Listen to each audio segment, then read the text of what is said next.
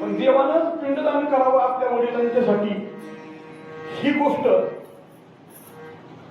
पिंडदान केल्यानंतरच सद्गती मिळावी हे प्रभू रामचंद्रांनी करून दाखवले. याच्या मागचं कारण असं आहे की त्यांच्यासाठी त्याची आवश्यकता होती नव्हती हा स्वतंत्र चिंतनाचा स्वतंत्र मुद्दा आहे.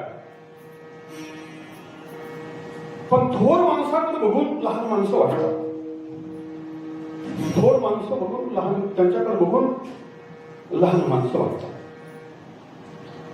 देखे प्राप्तार्थ झाले, ज्ञानोबा लिहितात ज्ञानेश्वरी, देखे प्राप्तार्थ झाले जे निष्कामता पावले, तयाही कर्तव्य असे उरले लोकालाही.